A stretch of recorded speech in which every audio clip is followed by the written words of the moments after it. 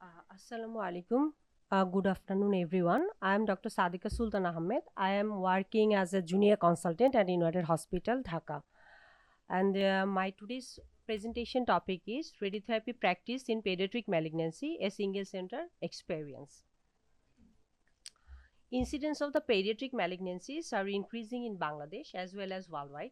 Radiotherapy has a pivotal role in the management of the various childhood malignancy like hematological and solid, especially bone and soft tissue tumors. However, complexities associated with radiation planning and treatment delivery pose challenges for the clinicians while it's time to deal with pediatric radiation.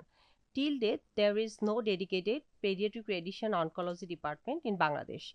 This study aims to investigate and understand the prevailing radiotherapy practice and challenges within our institution. For this purpose, especially I, perform a retrospective analysis was conducted on case records of the pediatric malignancy patients undergoing radiation treatment over 1 year period from January 2023 to December 23. And I want to present some demographic information, radiation details, and toxicities are meticulously examined. This study included 10 pediatric malignancy cases receiving radiotherapy. Most of the patients are females, about 80%, and the average age of the patient was 5.2 years. Common malignancy treated with radiation included the sarcomas, brain tumor, and the Wilms tumor. Radiotherapy was given as a part of the radical intent in adjuvant setting in all patients. These are the bar situation. Most of the patient already I mentioned, and the radiation delivery method was mainly the three-dimensional conformal radiotherapy and intensity modulated radiotherapy and volumetric arc therapy are employed. Proper counseling to the parents and the guardian of the patient regarding daily anesthesia, patient setup, treatment delivery, and acute and long-term toxicities regarding radiation therapy is a big challenge. So, notable percentage, about 70% of the cases required radiation anesthesia during radiation treatment delivery, which is very challenging for us. So I want to share some cases which was treated at our institution. Mostly I told that CNS cases, and he's a 2 years and 10-month child who is diagnosed as the astrocytoma who grade 2 and treated by the radiation therapy, focal radiation therapy, which is given in 54 gray in 30 fraction. And another case was treated medulloblastoma, 5 years child. He is also treated by say 54 gray in 27 fractions. And third case was ependymoma, 3 years 11-month child.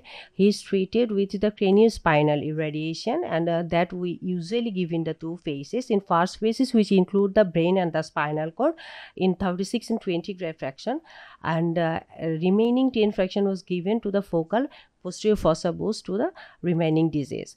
And there is another case, that is Wilms tumor of the left kidney, 3 years child.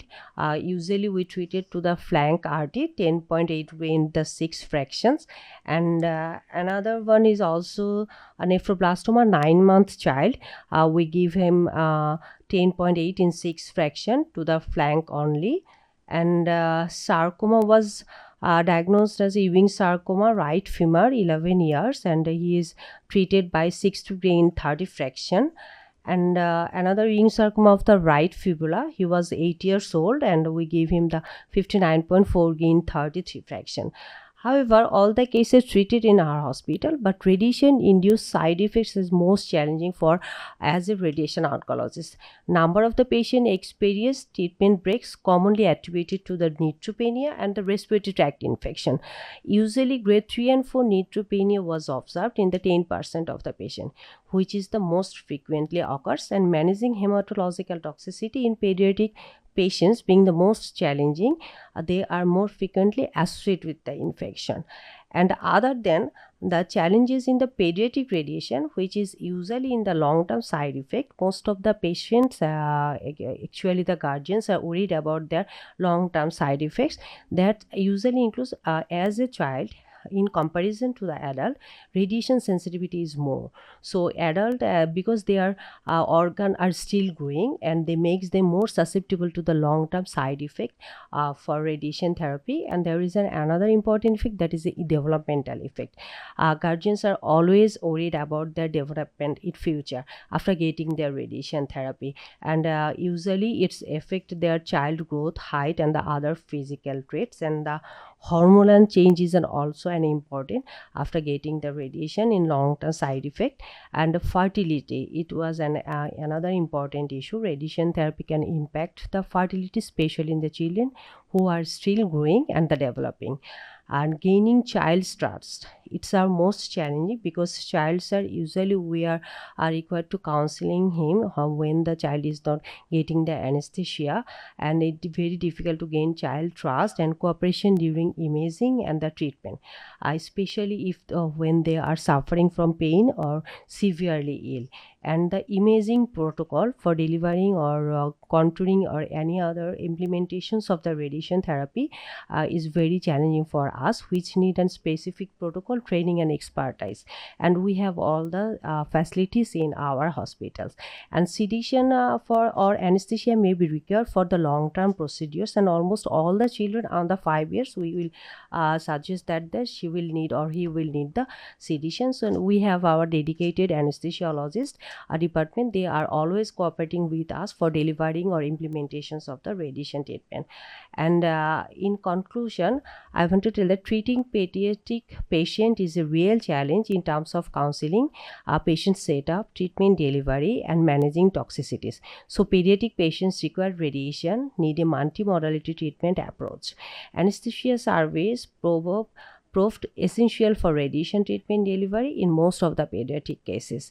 The occurrence of the acute grade 3 or more toxicities and the treatment breaks underscores the importance of the coordinated supportive care during the treatment of the pediatric malignancies. For the proper management of the pediatric patients, requiring radiation need comprehensive setup and dedicated units. So thank you for patience of hearing.